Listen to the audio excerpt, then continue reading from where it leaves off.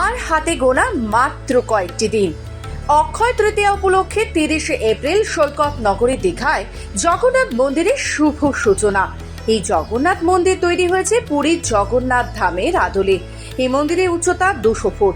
প্রায় 22 বিঘা জায়গায় এটি নির্মিত জগন্নাথ মন্দির। মন্দির তৈরিতে খরচা হয়েছে 200 কোটি টাকা। জেনে নেওয়া যাক উদ্বোধনের দিন কি কি কর্মসূচি রয়েছে। 30টির মতো বাতানুকূল হ্যাঙ্গার থাকবে সেখানে।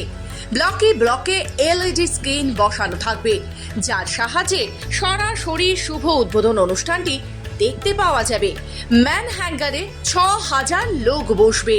অপর দুটি হ্যাঙ্গারে যথাক্রমে 4000 এবং 2000 লোক বসবে। সাংস্কৃতিক অনুষ্ঠানে উপস্থিত হবেন জিৎ গাঙ্গুলি, ডোনা গাঙ্গুলি, শ্রীরাধা বন্দ্যোপাধ্যায়, অদিতি মুন্সি সহ অনেকে।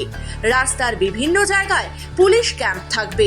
প্রত্যেক জেলার নোডাল অফিসারগণ উপস্থিত থাকবেন সেখানে।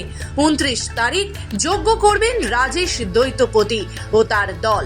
30 তারিখ উদ্বোধন এবং প্রাণ প্রতিষ্ঠা। দ্বৈতপতিরা প্রাণ প্রতিষ্ঠা করার পর তুলে দেবেন ইস্কনের হাতে।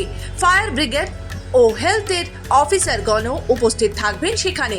প্রত্যেকটি হ্যাঙ্গারের সামনে এবং ফাঁকা মাঠে স্ক্রিন বসানো থাকবে, যাতে করে উদ্বোধনী অনুষ্ঠান সর্বোচ্চ মাত্রার দর্শকদের কাছে বা ভক্তদের কাছে পৌঁছতে পারে।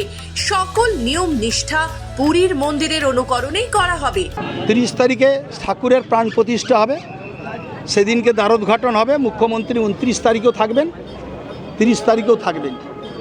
তারপর প্রাণ প্রতিষ্ঠা হওয়ার পরে ঠাকুর বসে যাওয়ার পরে প্রাণ প্রতিষ্ঠা হওয়ার পরে দ্বারোদ্ঘাটন হয়ে যাবে। দ্বারোদ্ঘাটন হলে সাধারণ মানুষের জন্য দ্বার খুলে দেওয়া হবে। পূর্ব মেদিনীপুর থেকে রাজীব নন্দীর রিপোর্ট, খবর বাংলা।